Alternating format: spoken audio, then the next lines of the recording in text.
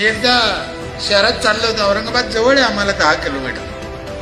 गाडीत बसून एक जेसीबी नाली करत होतो.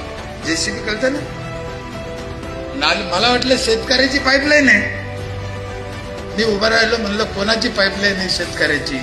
रस्त्याने करत होता तो. म्हणे शेतकऱ्याची नाही, हे रिलायन्स वाल्याचं केबल आहे. माझं डोकं एकदम गरम झालं. म्हणलं रिलायन्स वाल्याचं केबल? माझ्या रस्ता खोलतोय मला माहित नाही.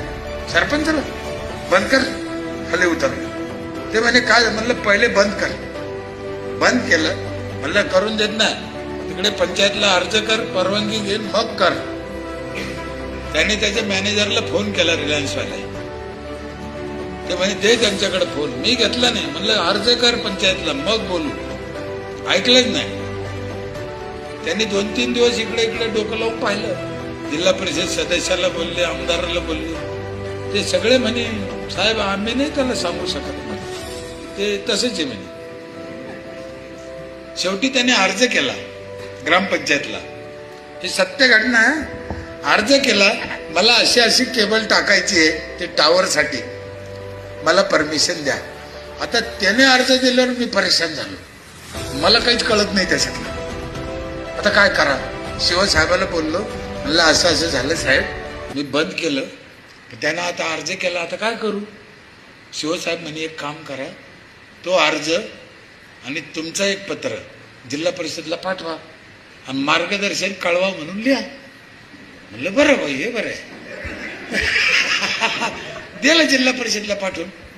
शिवसाहेबांनी दिलं, बांधकाम खात्याला कळवलं. ते यांचे काय म्हणणं आहे, काय ते प्रश्न सोडवा व्यवस्थित.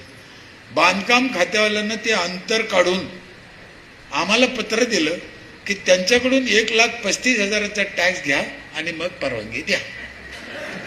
हो घेतले मी 1,35,000. 1,35,000 भरले रिलायन्स वाल्याने. ते पुण्याहून माणूस आलं, ते साहेब कोणतं सरपंच आहे म्हणे, मला पाहायचं का जे 25,000 ऐकत नाही. 1,35,000 मला भरायला लावले आहे कोण म्हणे, मला पाहायचा. हे माझ्या मुलीची शपथ खाऊन सांगतो साहेब, पुण्याहून माणूस आलता मला पाहायला. पाहिल्यावर काय वाटलं त्याला त्याची त्याला माहिती.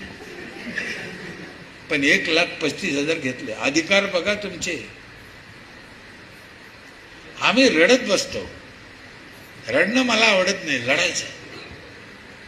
लढायचं. खूप अधिकार दिलेले आहे घटनेने तुम्हाला, ग्रामसभेला. तुम्ही ठरवा, लोकांचे कल्याण करा ना.